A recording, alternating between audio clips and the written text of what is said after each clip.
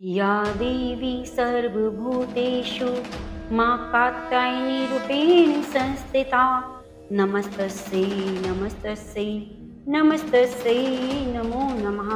जय माता दी। ओम नमः शिवाय। प्रिय भक्तजनों, आज शुक्ल पक्ष की षष्ठी तिथि है और आज का दिन धन वैभव देने वाली ब्रिज मंडल की अधिष्ठात्री माता कात्यायनी को समर्पित है। आज के दिन भक्ति भाव से माता कात्यायनी की व्रत कथा का श्रवण करने से श्रवणकर्ता को धन और प्रतिष्ठा की प्राप्ति होती है।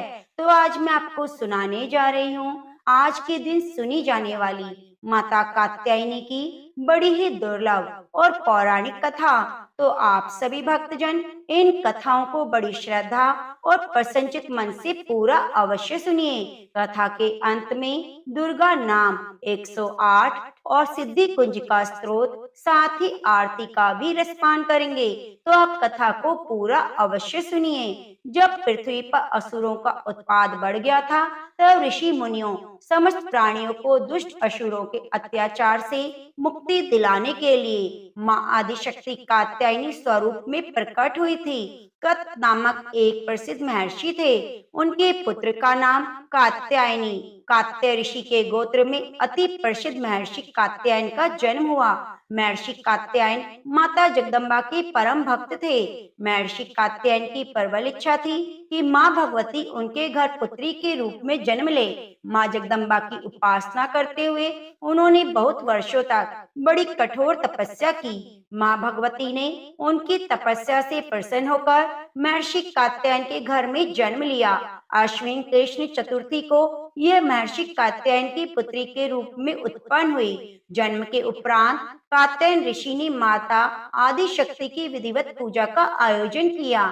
शुक्ल सप्तमी, अष्टमी और नवमी तक 3 दिन इन्होंने कात्यायन ऋषि की पूजा ग्रहण करके दशमी को महिषासुर का वध कर दिया था। महिषासुर का वध के बाद समस्त देव मानव लोकों में माँ दुर्गा की जय जयकार होने लगी। कात्यायन ऋषि की पुत्री होने के कारण यह जगदम्बा माता कात्यायनी के नाम से विख्यात हुई। इनसे जुड़ी एक दूसरी कथा और भी है।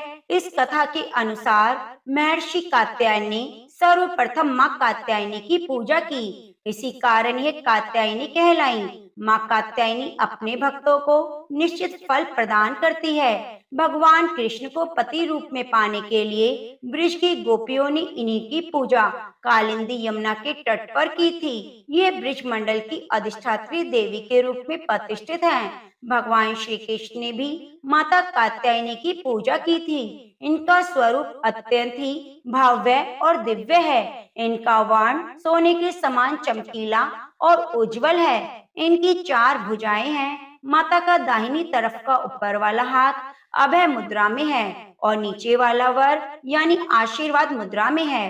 बाईं तरफ के ऊपर वाले हाथ में तलवार और नीचे वाले हाथ में कमल पुष्प सुशोभित है। इनका वाहन सिंह है। इनकी भक्ति को परिपूर्ण आत्मदान करने वाले ऐसे भक्त को सहज भाव से माँ कात्यायनी के दर्शन प्राप्त हो जाते हैं। माँ कात्यायन की भक्ति और उपासना द्वारा मनुष्य को बड़ी सरलता से अर्थ, धर्म, काम और मोक्ष चारों फलों की प्राप्ति हो जाती है।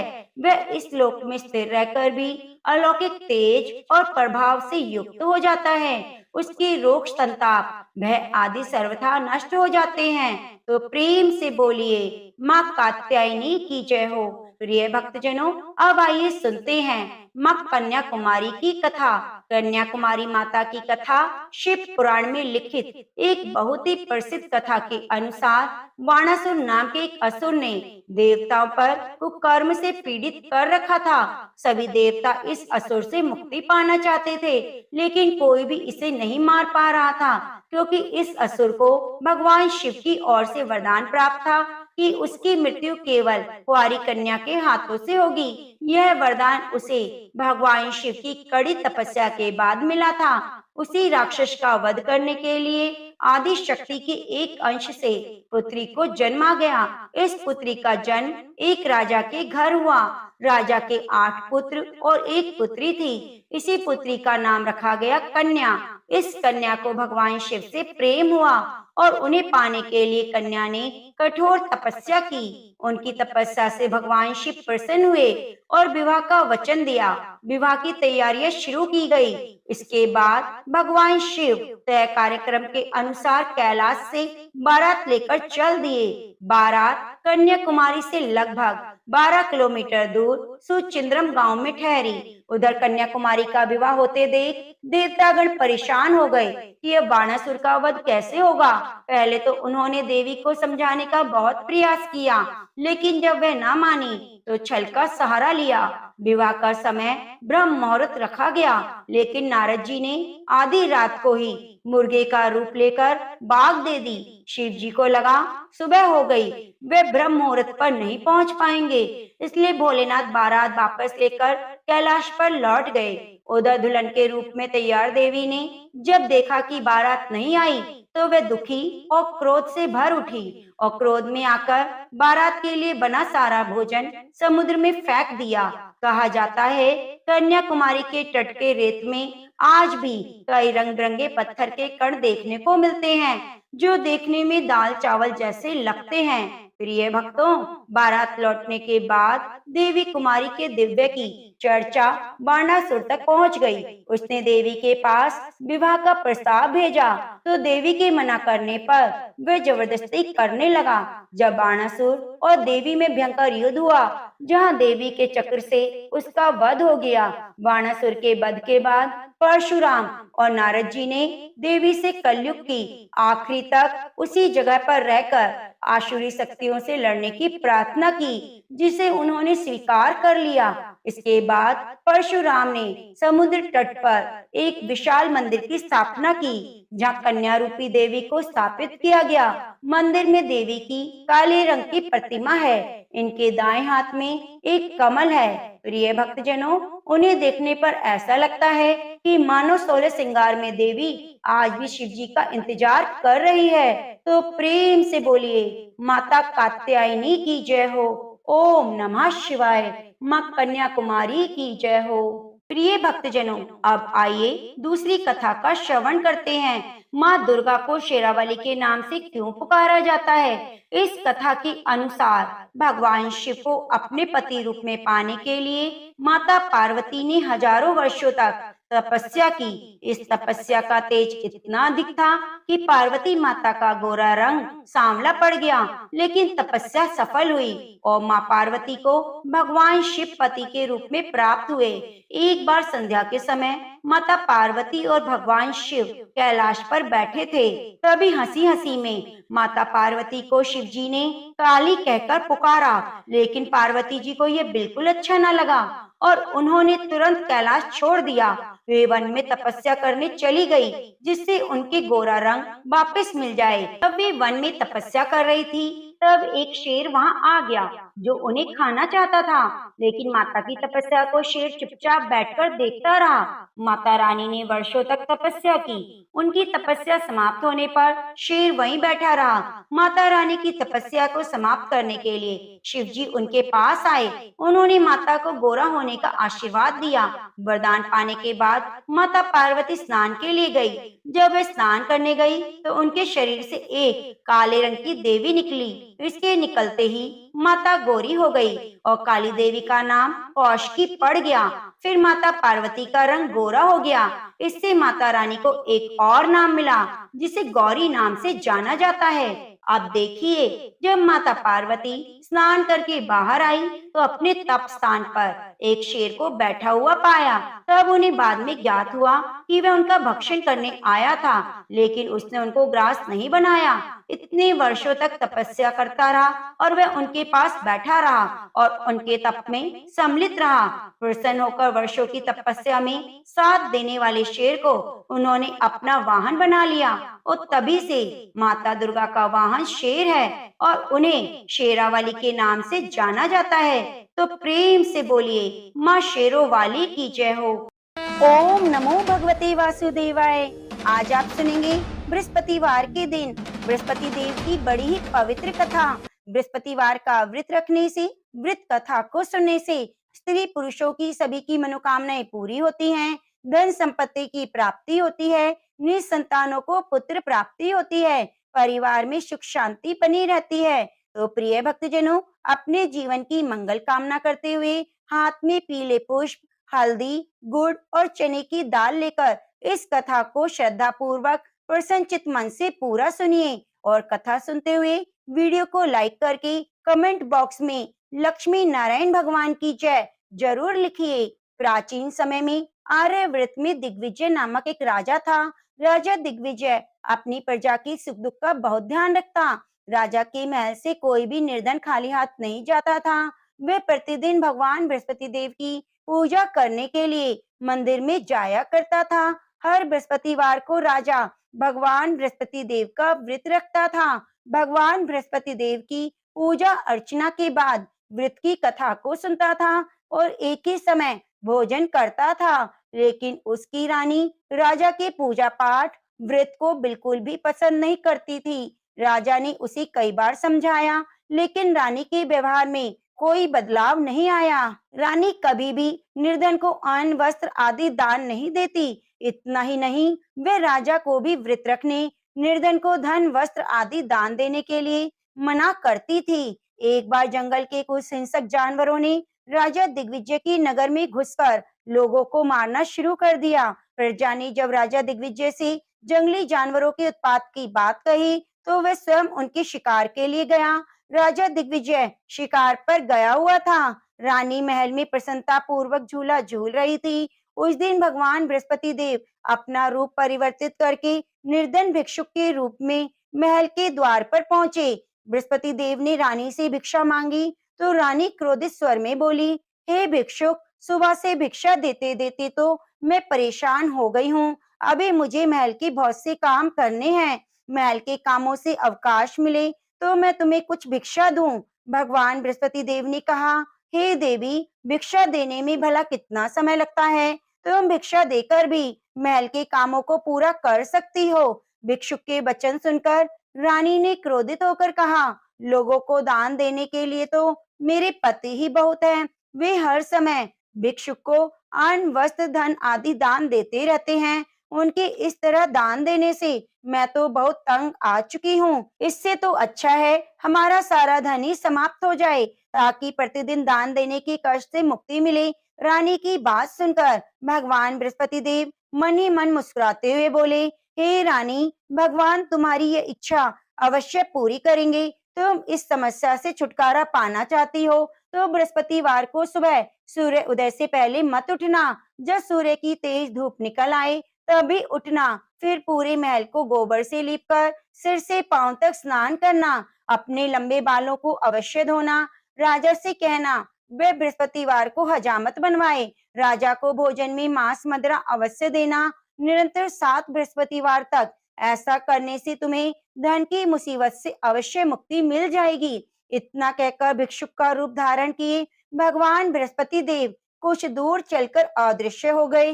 रानी अपने पति की दान देने की आदत से ऐसे ही बहुत परेशान हो चुकी थी। इसलिए कुछ सोचकर उसने परेशानी से छुटकारा पाने के लिए भिक्षुक की बताई बातों का पालन करने का निश्चय किया। राजा ने रानी को ऐसा ना करने के लिए कहा, लेकिन रानी अपनी जिद पर अड़ी रही। उसने राजा को धमकी दी, यदि तुमने मेरी कथा अनुसार काम नहीं किया तो मैं महल छोड़कर चली जाऊंगी। रानी की इस बात से राजा बहुत डर गया, क्योंकि रानी के महल छोड़ देने से पूरे राज्य में उसकी बदनामी हो सकती थी। विवश हो राजा को रानी की बात स्वीकार करनी पड़ी। 3 बृहस्पतिवार के बाद उसे कुछ करने की जरूरत ही नहीं पड़ी, क्योंकि तीसरे बृहस्पतिवार को ही सारा धन समाप्त हो गया था। राजा का अन्न भंडार खाली हो गया था। दूसरों को अन्न वस्त्र दान देने वाला राजा खुद अन्न के अभाव में भूखा मरने लगा। उस समय राजा ने अपनी रानी से कहा, रानी, अब मैं इस नगर में नहीं रह सकता। यहाँ तो हम किसी से भिक्षा भी नहीं मांग सकते, इससे हम अपमानित होंगे। मैं अब परदेश जा रहा हूँ, वहाँ कोई काम धंधा करूंगा, शायद हमारे भाग्य बदल जाएं। यह कहकर रानी को महल में छोड़कर राजा धन कमाने के लिए परदेश चला गया। परदेश में उसने जंगल से लकड़ी काट कर लाने और नगर में बेचने का काम शुरू कर दिया। इधर रानी को कई कई दिन खाने को कुछ नहीं मिलता था। अतः रानी अपने अच्छे दिनों की याद करके आंसू बहाती रहती। एक दिन रानी ने भूख से परेशान होकर अपनी दासी से कहा, दासी, समीप के नगर में मेरी एक बहन रहती है। वे बहुत धनवान है, तो उसके पास जाकर 5 सेर अनाज ले आ। उस अनाज से कुछ दिन तो पेट भरेगा, उसके बाद कहीं मेहनत मजदूरी करके काम चलाएंगे। रानी की बात सुनकर दासी चल पड़ी। जब दासी रानी की बहन के पास पहुंची तो वह भगवान बृहस्पति देव की पूजा अर्चना कर रही थी। दासी ने 5 सेर अनाज मांगा, लेकिन पूजा में व्यस्त बहन ने उसकी बात पर ध्यान नहीं दिया। दासी कुछ देर वहां बैठकर खाली हाथ महल में लौट आई। उसने रानी से आकर कहा, हे रानी, तुम्हारी बहन तो बहुत अभिमानी है। अधिक धन होने के कारण वह किसी की सुनती भी नहीं। मेरी बात का भी उसने कोई उत्तर नहीं दिया, बस पूजा पाठ करती रही। आखिर मुझे खाली हाथ ही लौटना पड़ा। रानी ने उदास मन से कहा, दासी, जब बुरे दिन आते हैं तो कोई सहायता नहीं करता, अपने भी मुंह मोड़ लेते हैं। ये सब हमारे भाग्य का दोष है। उधर पूजा पाठ के बाद रानी की बहन ने जब दासी की ओर देखा तो वह वहां से जा चुकी थी। बहन ने सोचा, अवश्य मेरी बहन पर कोई विपत्ति आ पड़ी है, तभी तो उसने दासी को भेजकर 5 सेर अनाज मंगवाया है। यह सोचकर वह एक घोड़ा गाड़ी पर सवार हो रानी से मिलने चल पड़ी। रानी के महल में पहुंचकर उसने कहा, बहन, मुझे क्षमा करना। जब तुम्हारी दासी आई थी उस समय मैं बृहस्पति देव की पूजा कर रही थी, इसलिए पूरी वृत कथा सुने बिना मैं उठ नहीं सकती थी। बृहस्पति देव का पूजन समाप्त करके जब मैं उठी तो तुम्हारी दासी वहां से लौट आई थी। रानी ने बहन को सारी दुख भरी कहानी सुनाकर कहा, मैंने दासी को 5 सेर अनाज लाने के लिए भेजा था। बहन ने रानी की कहानी सुनकर कहा, बहन, मैं बृहस्पतिवार का व्रत रखकर भगवान बृहस्पति देव की पूजा करती हूँ। भगवान बृहस्पति देव सबका कल्याण करते हैं। तुम भी भगवान बृहस्पति देव का स्मरण करके अपने महल के किसी कक्ष में जाकर देखो, शायद कहीं अनाज रखा मिल जाए। बहन की बात सुनकर रानी ने मन में सोचा, उसकी धनवान बहन अवश्य ही उसका उपहास कर रही है। लेकिन भगवान बृहस्पति देव का नाम लेकर वह महल के एक कक्ष में गई। उस कक्ष के अंधेरे कोने में एक घड़ा रखा हुआ था। रानी ने उसमें हाथ डालकर टटोला तो सचमुच उस घड़े में अनाज भरा हुआ था।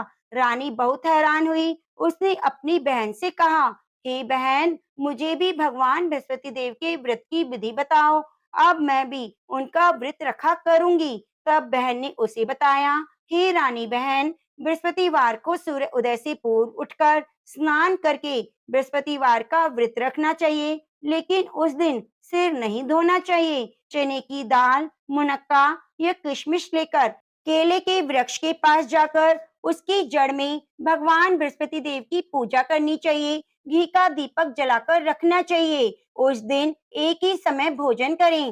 भोजन में चने का आटा, पीले खाद्य पदार्थ ही ग्रहण करें। बृहस्पतिवार का व्रत रखने से घर में धन धान्य की वृद्धि होती है, अनाज से भंडार भर जाते हैं। इस व्रत के विधिवत करने से निसंतान को संतान की प्राप्ति होती है। बहन के वचन सुनकर रानी ने तुरंत ही भगवान बृहस्पति देव का व्रत रखने का निश्चय कर लिया। 7वें दिन जब बृहस्पतिवार आया तो रानी ने बृहस्पतिवार का व्रत रखा। कहीं से मांगकर उसने चने और गुड़ का प्रबंध किया। चने की दाल से केले की जड़ में विष्णु भगवान का पूजन किया और घी का दीपक जलाकर भगवान बृहस्पति देव की पूजा की। रानी विष्णु भगवान के भोग के लिए पीले अन्न का कहीं से प्रबंध ना कर सकी, अतः वह मन ही मन परेशान होने लगी। उधर भगवान बृहस्पति देव रानी के विधिवत व्रत रखने के कारण उससे बहुत प्रसन्न हुए, अतः वह अपना रूप परिवर्तित करके 2 थालियों में पीला भोजन लेकर रानी के घर पहुंचे। भगवान बृहस्पति देव ने दासी से कहा, हे दासी, मैं तुम्हारी रानी के लिए व्रत का पीला भोजन लाया हूँ। भोजन देकर वह चले गए। दासी ने रानी से भगवान बृहस्पति देव को भोग लगाकर भोजन करने के लिए कहा। रानी को कुछ पता नहीं था। वह दासी से बोली, दासी, क्यों मेरी निर्धनता पर मेरा उपहास करती हो? तब दासी ने कहा, अभी अभी कोई आदमी मुझे 2 थालियों में पीला भोजन देकर गया है। वेशभूषा से तो मुझे कोई पुजारी लगता था। रानी ने बृहस्पति भगवान को भोग लगाया, फिर बचा हुआ भोजन दासी के साथ बैठकर ग्रहण किया। रानी प्रत्येक बृहस्पतिवार को विधिवत व्रत रखकर बृहस्पति देव की पूजा करने लगी। रानी के व्रत रखने से भगवान बृहस्पति देव बहुत प्रसन्न हुए। रानी के महल में धन की वर्षा होने लगी। कुछ ही दिनों में रानी के पास काफी धन एकत्रित हो गया। उसकी अन्न के भंडार भी भर गए। इतना सब कुछ होने से रानी पुनः पहले की तरह आलसी और अभिमानी हो गई। एक दिन रानी ने किसी भिक्षुक को आलस्य के कारण खाली हाथ लौटा दिया, तो दासी ने कहा, रानी जी, आप फिर पहले की तरह धन संपत्ति पाकर आलसी हो गई हो। निर्धन को अपने द्वार से खाली हाथ लौटाना अच्छा नहीं होता। भगवान बृहस्पति देव की अनुकंपा से हमें अत्यधिक धन और अन्न मिला है, इसलिए आलस्य छोड़कर हमें निर्धनों को दिल खोलकर दान देना चाहिए। दान देने से आपके परिवार का नाम होगा और भगवान बृहस्पति देव प्रसन्न होकर आपका कल्याण करेंगे। दासी की बात सुनकर रानी ने निर्धनों को फिर से दान देना शुरू कर दिया। कई निर्धन ब्राह्मणों को धन देकर उनकी कन्याओं के विवाह में सहायता की। रानी की सब जगह प्रशंसा होने लगी। धन संपत्ति मिलने के बाद रानी को राजा की याद सताने लगी। रानी ने एक दिन दासी से कहा, दासी, पता नहीं मेरे स्वामी परदेश में किस हाल में हो गए, मुझे अब उनका पता लगाना चाहिए। रानी ने पूजा के समय भगवान बृहस्पति देव से प्रार्थना की कि उसके पति को जल्दी घर लौटने का स्मरण कराएं। उसी रात भगवान बृहस्पति देव परदेश में रह रहे राजा दिग्विजय के स्वप्न में आकर बोले, हे राजन, तुम अपने नगर को लौट जाओ, तुम्हारी रानी तुम्हें याद कर रही है। राजा सुबह उठकर लकड़ियां काटकर लाने जंगल की ओर चल पड़ा। जंगल से गुजरते हुए वह सोचने लगा कि रानी की गलती से उसे कितने दुख भोगने पड़े हैं। राजपाट छोड़कर परदेश में आकर रहना पड़ा है। जंगल से लकड़ियां काटकर नगर में बेचकर गुजारा करना पड़ा। उसी समय बृहस्पति भगवान एक सन्यासी के वेश में राजा के पास पहुंचे। भगवान ने राजा से पूछा, हे लकड़हारे, तुम किस चिंता में डूबे हुए हो? राजा ने दुखी मन से अपनी सारी बात उस सन्यासी को बताई। उसकी कथा अनुसार सन्यासी ने कहा, हे लकड़हारे, तुम्हारी पत्नी ने भिक्षुक को धन नहीं देने के कारण आलस्य किया था। इससे भगवान बृहस्पति देव क्रोधित हो गए थे। उनके क्रोधित होने से तुम्हारी ऐसी हालत हुई है। लेकिन अब चिंता करने की कोई बात नहीं। तुम घर लौटकर विधिवत भगवान बृहस्पति देव का व्रत रखना आरंभ कर दो। बृहस्पति देव का व्रत रखकर चने की दाल और गुड़ को जल से भरे बर्तन में डालकर केले के वृक्ष की पूजा करो। उसके बाद व्रत की कथा सुनो। स्वयं भी व्रत कथा कह सकते हो। इस प्रकार व्रत करने से भगवान बृहस्पति देव तुम्हारी सभी मनोकामनाएं पूरी करेंगे। राजा ने सन्यासी से कहा, हे सन्यासी, मैं भगवान बृहस्पति देव की पूजा करना तो चाहता हूँ, लेकिन लकड़ियां काटकर बेचने से बस अपना पेट ही भर पाता हूँ। भगवान की पूजा के लिए धन कहाँ से लाऊं? राजा की बात सुनकर सन्यासी का रूप धारण किए भगवान बृहस्पति देव ने कहा, भगवान बृहस्पति देव का स्मरण कर तुम जंगल में जाकर लकड़ियां काटना, फिर उन्हें नगर में ले जाकर बेचना। तुम्हें इतना धन मिल जाएगा कि तुम अपने भोजन के साथ गुड़ और चने भी खरीद सकोगे। यह कहकर सन्यासी ने भगवान बृहस्पति देव की कथा लकड़हारे को सुनाई। प्राचीन समय में बसंतपुर नगर में एक निर्धन ब्राह्मण रहता था। ब्राह्मण के कोई संतान नहीं थी। उसकी पत्नी बहुत फूहड़ औरत थी। वह सुबह काफी धूप निकलने के बाद उठती थी। प्रतिदिन स्नान भी नहीं करती। भगवान की पूजा करने की तो कभी सोचती भी नहीं थी। सुबह उठते ही वह पहले भोजन करती। घर में सफाई करना उसे कतई पसंद नहीं था। ब्राह्मण अपनी पत्नी के इस आचरण से बहुत दुखी रहता था। भगवान की अनुकंपा से उस ब्राह्मण की पत्नी गर्भवती हुई और उसने 10वें महीने में एक सुंदर कन्या को जन्म दिया। निर्धन ब्राह्मण कन्या के जन्म से बहुत दुखी हुआ।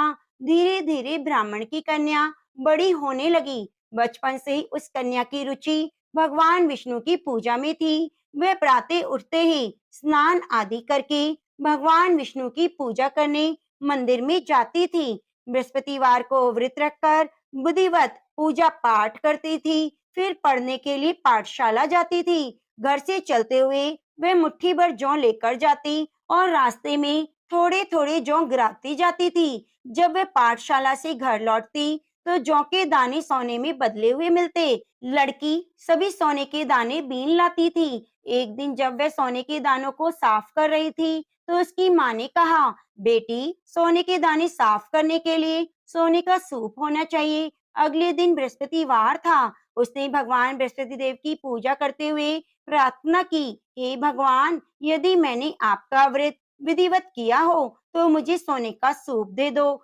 भगवान बृहस्पति देव ने उसकी मनोकामना पूरी करने का वचन दिया। पाठशाला से लौटते समय उसे रास्ते में एक सोने का सूप पड़ा हुआ मिला।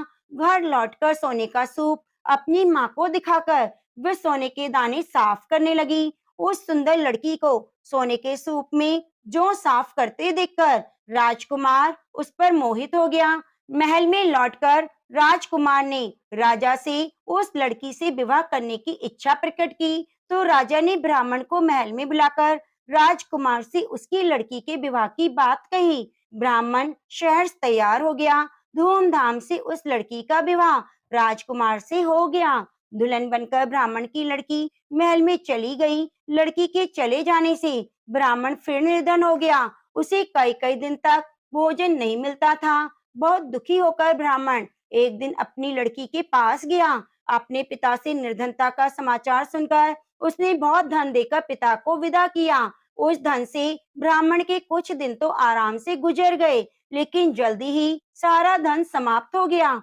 फिर भूखों मरने की नौबत आ गई। ब्राह्मण अपनी लड़की से धन लेने के लिए महल में पहुंचा। लड़की ने पिता की बुरी हालत देखकर कहा, पिताजी, आखिर आप कब तक मुझसे धन लेकर जीवन यापन करेंगे? आप कोई ऐसा उपाय क्यों नहीं करते जिससे आपका घर भी धन संपत्ति से भर जाए? ब्राह्मण ने कहा, मैंने तेरी माँ को बहुत समझाया, पर उसकी समझ में नहीं आता। उसका फूहड़पन नष्ट हो तो घर की निर्धनता भी दूर हो जाए। तब कुछ सोचकर लड़की ने अपने पिता से कहा, पिताजी, आप कुछ दिनों के लिए माँ को मेरे पास छोड़ जाओ। ब्राह्मण अपनी पत्नी को लड़की के पास महल में छोड़ आया। लड़की ने अपनी माँ से कहा, माँ, तुम प्रातःकाल उठकर स्नान आदि करके भगवान विष्णु की पूजा करना। पूजा करने से तुम्हारी निर्धनता दूर हो जाएगी। लेकिन माँ ने उसकी कोई बात नहीं मानी। तब क्रोधित होकर लड़की ने अपनी माँ को एक कमरे में बंद कर दिया। सूर्य उदय के समय माँ को उठाया, जबरदस्ती स्नान कराया, फिर मंदिर ले जाकर भगवान बृहस्पति देव की पूजा कराई। कुछ दिनों तक ऐसा करने से उस लड़की की माँ की बुद्धि में परिवर्तन हुआ। वह स्वयं बृहस्पतिवार का व्रत रखने लगी। उसके व्रत रखने से ब्राह्मण के घर में भगवान विष्णु की अनुकंपा से धन की वर्षा होने लगी। दोनों पति पत्नी धन धान्य पाकर आनंद पूर्वक जीवन यापन करते हुए विष्णु धाम को चले गए। लकड़हारा बने राजा ने सन्यासी से भगवान बृहस्पति देव की यह कथा सुनकर बृहस्पतिवार का व्रत रखकर भगवान विष्णु की पूजा की। उस दिन से उसके सभी कलेश दूर हो गए। लेकिन अगले बृहस्पतिवार को काम काज की अधिकता के कारण उसने भगवान बृहस्पति देव का व्रत नहीं रखा। भगवान बृहस्पति देव इससे उस लकड़हारे बने राजा दिग्विजय पर बहुत क्रोधित हुए। उन्हें भूल की सजा दी। उस दिन नगर के राजा ने नगर में घोषणा करके सबको सूचित किया कि प्रत्येक नागरिक मेरे महल में भोजन करने आए। जो नहीं आएगा उसे भारी दंड दिया जाएगा। लकड़हारा बने राजा ने उस नगर के राजा की घोषणा तो सुनी, लेकिन जंगल से लकड़ी काट कर लाने और बेचने में देर हो जाने के कारण वह समय पर महल में भोजन करने नहीं जा सका। अतः राजा के सैनिक लकड़हारे को पकड़कर महल में ले गए। राजा ने उसे महल के एक कक्ष में बिठाकर भोजन कराया। उस कक्ष में एक खूंटी पर रानी का सोने का हार लटका हुआ था। लकड़हारा अकेला उस कक्ष में भोजन कर रहा था। तभी उसने एक आश्चर्यजनक घटना घटते देखी। देखते ही देखते खूंटी हार को निगल गई। थोड़ी देर के बाद नगर के राजा ने हार को गायब देखा तो लकड़हारे को कारावास में डलवा दिया। लकड़हारा मन ही मन अपने भाग्य को कोसने लगा। तभी उसे जंगल में मिले सन्यासी को स्मरण हो आया। थोड़ी देर में भगवान बृहस्पति देव सन्यासी के रूप में उसके सामने प्रकट हुए और कहा, हे लकड़हारे, तूने भगवान बृहस्पति देव की पूजा नहीं की, इसी कारण तुम्हें कष्ट हुआ है। लेकिन अब चिंता मत करो, बृहस्पतिवार के दिन कारागार के दरवाजे पर पैसे पड़े हुए मिलेंगे। भगवान बृहस्पति देव का व्रत रखकर उन पैसों से पूजा सामग्री मंगाकर उनकी पूजा करोगे तो तुम्हारे सभी दुख दूर हो जाएंगे। बृहस्पतिवार के दिन दरवाजे पर पड़े मिले पैसों से चने और गुड़ मंगाकर लकड़हारे ने बृहस्पतिवार की कथा सुनाई तो भगवान बृहस्पति देव ने प्रसन्न होकर उस नगर के राजा को स्वप्न में लकड़हारे को कारागार से मुक्त करने को कहा। सुबह राजा ने अपने कक्ष में जाकर देखा तो खूंटी पर रानी का हार मिल गया। राजा ने लकड़हारे को मुक्त कर दिया और बहुत सा धन और आभूषण देकर विदा किया। लकड़हारा बना राजा उस नगर से चलकर अपने नगर में पहुंचा तो नगर में कुएं, धर्मशालाएं, बाग बगीचे देखकर बहुत खुश हुआ। राजा ने एक व्यक्ति से पूछा, ये नगर में कुएं, धर्मशालाएं, बाग बगीचे किसने बनवाए? उस व्यक्ति ने राजा को बताया, ये सब रानी और दासी ने बनवाए।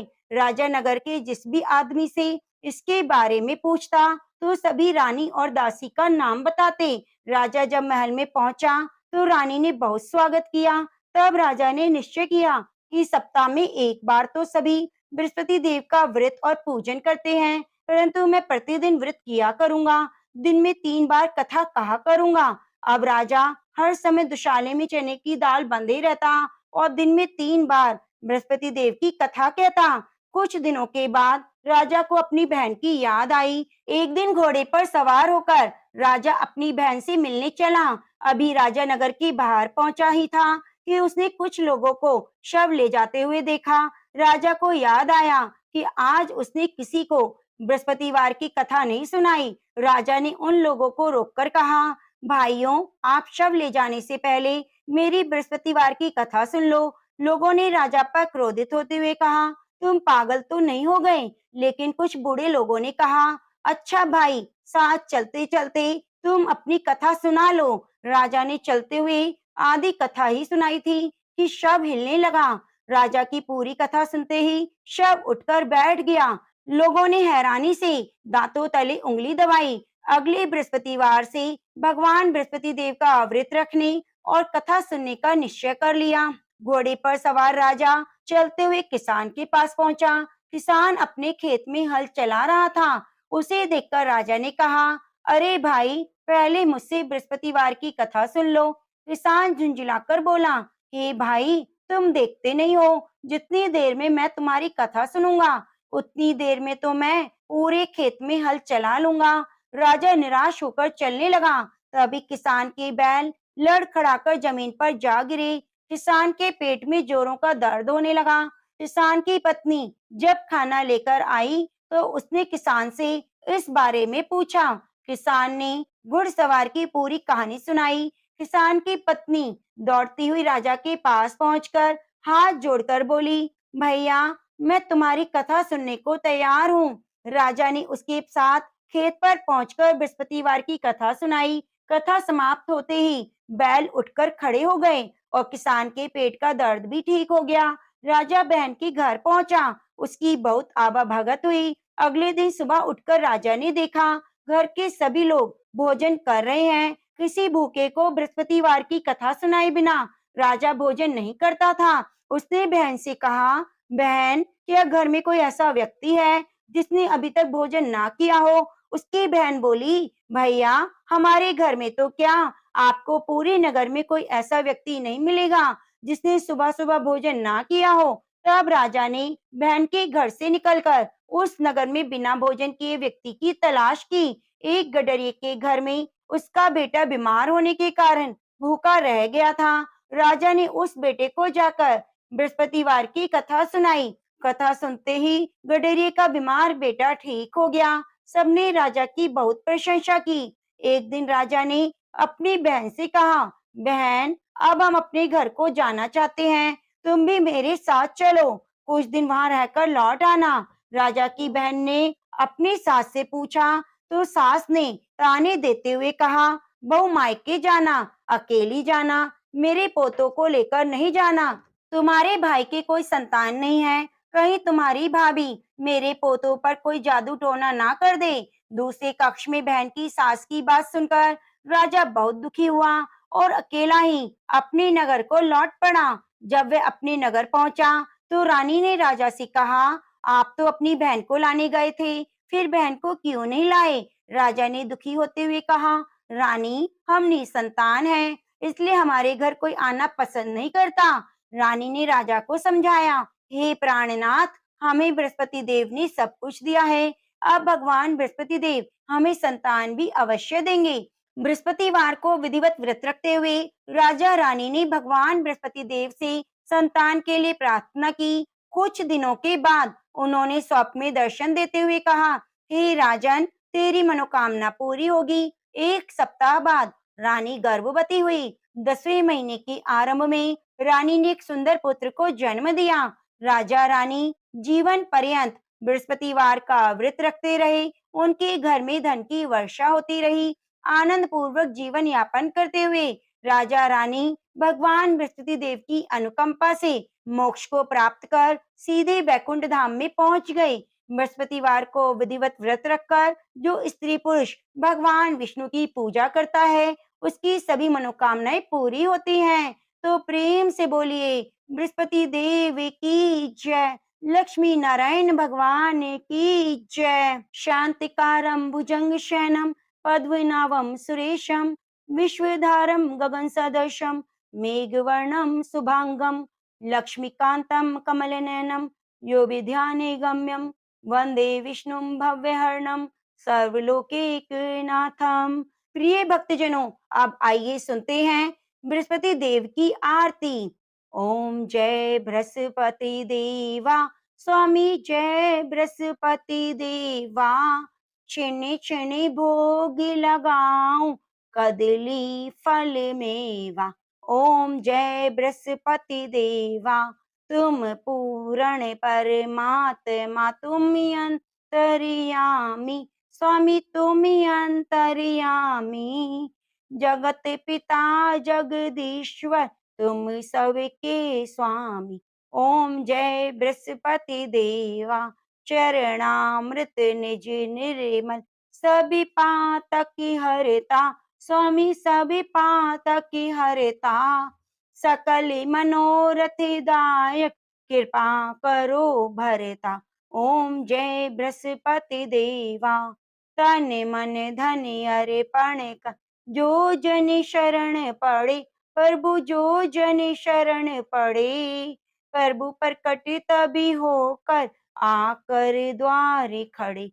ओम जय बृहस्पति देवा, दीन दयाल दयानिधि भक्त हितकारी, पाप दोष सभी हरता, भव बंधन हारी। ओम जय बृहस्पति देवा, सकल मनोरथ दायक, सभी संशय हारी, विषय विकारी मिटाओ, संतन सुखकारी। ओम जय बृहस्पति देवा, जो कोई आरती तेरी प्रेम सहित गावे, जेठानंदी आनंद कर, सो निश्चय फल पावे। ओम जय बृहस्पति देवा, ओम जय बृहस्पति देवा, ओम जय बृहस्पति देवा। प्रेम से बोलिए, लक्ष्मी नारायण भगवान की जय। प्रिय भक्तजनों, यदि आपको हमारे द्वारा सुनाई गई कथा थोड़ी सी भी अच्छी लगी है तो कृपया वीडियो को ज्यादा से ज्यादा शेयर कीजिए, लाइक कीजिए और कमेंट करना बिल्कुल भी ना भूलिए। मिलते हैं अगली कथा कहानी के साथ। बगल में बनी घंटी को भी दबा लीजिए, जिससे आने वाली प्रत्येक कथा की नोटिफिकेशन आपको सबसे पहले मिल सके। नमः पार्वती पते हर हर महादेव। प्रिय भक्तजनों, अब आइए सुनते हैं कीलक स्तोत्र। ओम नमः चंडिकाय। चंडिका देवी को नमस्कार है। मार्कंडे जी कहते हैं, विशुद्ध ज्ञानी जिनका शरीर है, तीनों वेदी जिनके 3 दिव्य नेत्र हैं, जो कल्याण प्राप्ति के हेतु हैं, मस्तक पर अर्धचंद्र का मुकुट धारण करते हैं, उन भगवान शिव को नमस्कार है। मंत्रों का जो अभिकीलक है, मंत्रों की सिद्धि में विघ्न उपस्थित करने वाला, शाप रूपी कीलक का जो निवारण करने वाला है, उस सप्तशती स्तोत्र को संपूर्ण रूप से जानना चाहिए। सप्तशती के अतिरिक्त अन्य मंत्रों के जप में भी जो निरंतर लगा रहता है, वह भी कल्याण का भागी होता है। उसके भी उच्चाटन आदि कर्म सिद्ध होते हैं, उसे भी समस्त दुर्लभ वस्तुओं की प्राप्ति होती है। तथापि जो अन्य मंत्रों का जप न करके केवल सप्तशती नामक स्तोत्र से ही देवी की स्तुति करते हैं, उन्हें स्तुति मात्र से ही सच्चिदानंद स्वरूप ने देवी सिद्ध हो जाती है। उन्हें अपने कार्य की सिद्धि के लिए मंत्र, औषधि और अन्य किसी साधन के उपयोग की आवश्यकता नहीं रहती। बिना जप के ही उनके उच्चाटन आदि समस्त अभिचारिक कर्म सिद्ध हो जाते हैं। इतना ही नहीं, उनकी संपूर्ण अभिष्ट वस्तुएं भी सिद्ध हो जाती हैं। लोगों के मन में शंका थी कि जब केवल सप्तशती की उपासना से ही, सप्तशती को छोड़कर अन्य मंत्रों की उपासना से भी समान रूप से कार्य सिद्ध होते हैं, तो इनमें श्रेष्ठ कौन सा साधन है? लोगों की शंका को सामने रखकर भगवान शंकर ने अपने पास आए हुए जिज्ञासुओं को समझाया कि सप्तशती नामक संपूर्ण स्तोत्र ही सर्वश्रेष्ठ और कल्याण में है। उसके उपरांत भगवती चंडिका के सप्तशती नामक स्तोत्र को महादेव जी ने गुप्त कर दिया। सप्तशती के पाठ से जो पुण्य प्राप्त होता है, उसकी कभी समाप्ति नहीं होती, किंतु अन्य मंत्रों के जप जन्य पुण्य की समाप्ति हो जाती है। अतः भगवान शिव ने अन्य मंत्रों की अपेक्षा जो सप्तशती की श्रेष्ठता का निर्णय किया, उसे यथार्थ ही जानना चाहिए। अन्य मंत्रों का जप करने वाला पुरुष भी यदि सप्तशती के स्तोत्र और जप का अनुष्ठान कर ले, तो वह भी पूर्ण रूप से कल्याण का भागी होता है, इसमें तनिक भी संदेह नहीं। जो साधक कृष्ण पक्ष की चतुर्दशी और अष्टमी को एकाग्रचित होकर भगवती की सेवा में अपना सर्वस्व समर्पित कर देता है, फिर उसे प्रसाद रूप से ग्रहण करता है, उसी पर भगवती देवी प्रसन्न होती है। इस प्रकार सिद्धि के प्रतिबंधक कीलके के द्वारा महादेव जी ने इस स्तोत्र को कीलित कर रखा है। जो पूर्वक कीर्ति से निष्कीलन करके इस सप्तशती स्तोत्र का प्रतिदिन स्पष्ट उच्चारण पूर्वक पाठ करता है, वह मनुष्य सिद्ध हो जाता है, वही देवी का पार्षद होता है और वही गंधर्व भी होता है। सर्वत्र विचरते रहने पर संसार में उसे कहीं भी भय नहीं होता, वह अपमृत्यु के वश में नहीं पड़ता और देह त्यागने पर अनंतर मोक्ष फल को प्राप्त कर लेता है। अतः कीलन को जानकर उसका परिहार करके ही सप्तशती का पाठ आरंभ करें। और विद्वान पुरुष इस निर्दोष स्तोत्र का ही पाठ आरंभ करते हैं। स्त्रियों में जो कुछ भी सौभाग्य दृष्टि गोचर होता है, वह सब देवी के प्रसाद का फल है। इस कल्याण में स्तोत्र का सदा जप करना चाहिए। तो इस स्तोत्र के मंद स्वर से पाठ करने पर सुलभ फल की प्राप्ति होती है और उच्च स्वर से पाठ करने पर पूर्ण फल की सिद्धि होती है। अतः उच्च स्वर से ही पाठ आरंभ करना चाहिए। जिनके प्रसाद से ऐश्वर्य, सौभाग्य, आरोग्य, संपत्ति, शत्रुनाश और परम मोक्ष की सिद्धि होती है, उस कल्याण में जगदम्बा की स्तुति मनुष्य क्यों नहीं करते। जय माता दी। नमः पार्वती पते हर हर महादेव। जय माँ भवानी। शिव जी बोले, देवी सुनो, मैं उत्तम कुंजिका स्तोत्र का उपदेश करूंगा, जिस मंत्र के प्रभाव से देवी का जप सफल होता है। कवच, अर्गला, कीलक, रहस्य, सूक्त, ध्यान, न्यास, यहाँ तक की भी अर्चन आवश्यक नहीं है। केवल कुंजिका के पाठ से दुर्गा पाठ का फल प्राप्त हो जाता है। अत्यंत गुप्त और देवों के लिए भी दुर्लभ है। हे पार्वती, इसे स्वयोनियों की भांति प्रयत्न पूर्वक गुप्त रखना चाहिए। यह उत्तम कुंजिका स्तोत्र केवल पाठ के द्वारा मारण, मोहन, वशीकरण, स्तवन, उच्चाटन आदि उद्देश्यों को सिद्ध करता है। मंत्र: ओम ऐं ह्रीं क्लीं चामुंडाय विच्चै। ओम ग्लोम हूं क्लीं जूं स्वाहा। ज्वलय ज्वलय ज्वल ज्वल प्रज्वल प्रज्वल।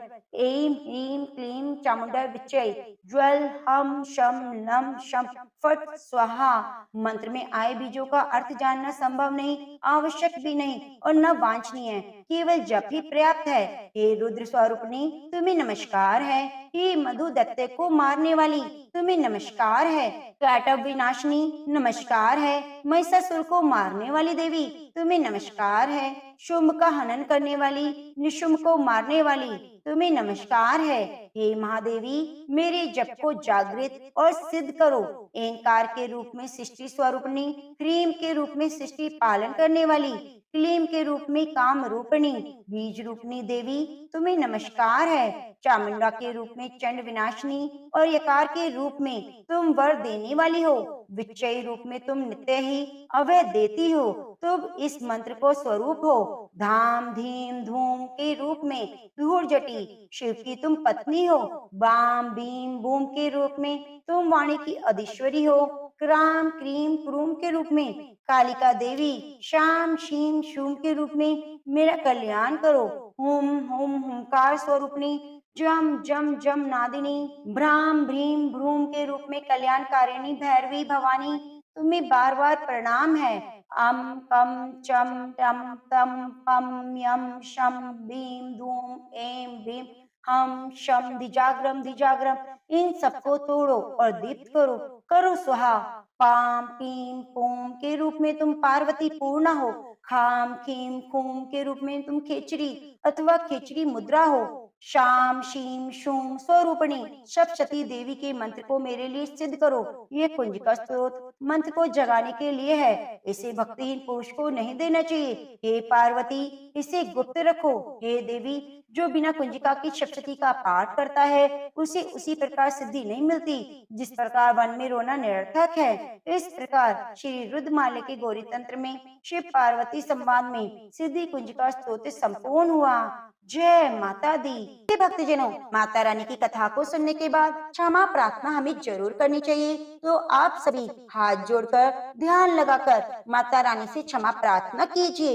हे परमेश्वरी, मेरे द्वारा दिन रात सहस्त्रों अपराध होते रहते हैं, यह मेरा दास है, यूं समझकर मेरे उन अपराधों को तुम कृपा पूर्वक क्षमा करो। परमेश्वरी, मैं आवाहन नहीं जानती, विसर्जन करना भी नहीं जानती और पूजा करने का ढंग भी नहीं जानती। क्षमा करो देवी सुरेश्वरी, मैंने जो मंत्रहीन क्रियाहीन भक्तिहीन पूजन किया है वह सब आपकी कृपा से पूर्ण हो। सैकड़ों अपराध करके भी जो तुम्हारी शरण में जा जगदम्बा कहकर पुकारता है उसे वह गति प्राप्त होती है जो ब्रह्म आदि देवताओं के लिए भी सुलभ नहीं। जगदम्बिके, मैं अपराधी हूँ किंतु तुम्हारी शरण में आई हूँ। इस समय दया का पात्र हूँ, तुम जैसा चाहो वैसा करो। हे देवी परमेश्वरी, अज्ञान से भूल से और बुद्धि भ्रांत होने के कारण मैंने जो न्यूनता और अधिकता कर दी हो वह सब क्षमा करो। प्रसन्न हो देवी सच्चिदानंद स्वरूपा परमेश्वरी, जगन माता कामेश्वरी, तुम प्रेम पूर्वक मेरी यह पूजा स्वीकार करो, मुझ पर प्रसन्न रहो। देवी सुरेश्वरी, तुम गोपनीय से भी गोपनीय वस्तु की रक्षा करने वाली हो, मेरे निवेदन किए हुए इस जप को ग्रहण करो। तुम्हारी कृपा से मुझे सिद्धि प्राप्त हो। शतिनाम प्रवक्ष्यामि शरणेव कमलानेन, यस्य प्रसाद मात्रेण दुर्गा प्रीता भवे सती। ओम सती साध्वी भवप्रीता भवानी भवमोचनी आर्या दुर्गा ज्या चाद्या त्रिनेत्रा शूलधारिणी पिनाक धारिणी चित्रा चंद घटा महातपा मनोबुद्र अहंकारा चित्रूपा चिताचिति सर्व मंत्रमयी सत्या सत्यानंद स्वरूपिणी अनंता भाविनी भाव्या भव्य भव्या सदा गति सांभावी देव माता चिंता रतन प्रिया सदा सर्व विद्या दक्ष कन्या दक्ष यज्ञ विनाशिनी आपर्णा नीक वर्णा च पाटला पाटलावती पटांबर परिधाना कमल मर्जिनी अमे विक्रमा क्रूरा सुंदरी सूर सुंदरी वन दुर्गा च मतंग मति पूजिता ब्रह्महि महेश्वरी चैन्द्री कौमारी वैष्णवी तथा चामुंडा चैव बारही लक्ष्मी स्पृशकृति विमलोत्कर्षणी ज्ञाना किर्या नित्य च बुद्धिदा बहुला बहुल प्रेमा सब वाहन वाहना निशुम शुंभ हननी महिषासुर मर्दिनी मधुकैटव हंत्री च चंडमुंड विनाशिनी सर्वसुर विनाशा च सर्वदानव घातिनी सर्व शास्त्र में सत्य सर्वास्त्र धारिणी तथा अनेक शस्त्र हस्ता च अनेकास्त्र धारिणी कुमारी चैक कन्या च किशोरी युक्ति यति अप्रोड़ा चैप्रोड़ा च वृद्ध माता बलप्रदा महोदरी मुक्तेशी घोर रूपा महाबला अग्नि ज्वाला रौद्रमुखी काल रात्रि पार्श्वनी नारायणी भद्रकाली विष्णु माया जलोदरी शिव दूती कराली तय अनंता परमेश्वरी कात्यायनी च सावित्री प्रत्यक्षा ब्रह्मवादिनी यह इदं परपेटि नित्यं दुर्गा नाम शताष्टकम् न साध्यं विद्यते देवी त्रिषु लोकेषु पार्वती धनं धान्यं सुतं जायं हयं हस्तिनमेव च चतुर्वंग तथा चान्ते लभेन मुक्ति च शाश्वतं कुमारीं पूजयित्वा तु ध्यात्वा देवी सुरेश्वरीं पूजयेत् भक्त्या पठेनां शताष्टकं तस्य सिद्धिर्भवेत् देवी सर्वे सुरवरेरपि राजानो दास्तां यान्ति राष्ट्रयवाप्नुयात् गोलोचनान् कुङ्कुमेन सिन्दूर कपूर मधुत्रेण विलिख्य यन्त्रं विधिना विधियोग भवेत् सदा धारते पुरारी भूमावास्य निशामाग्रे चंद्रे सतदिशां गते विलिख्य प्रकटे स्तोत्रम से भविष्य संपदाम पदम। जय माता दी। प्रिय भक्तजनों, यह आपने सुने माता रानी की 108 नाम। आप सभी का दिल से धन्यवाद। आपने हमारी कथा को पूरा मन लगाकर सुना। माता रानी आपकी सदा झोलियां भरती रहे।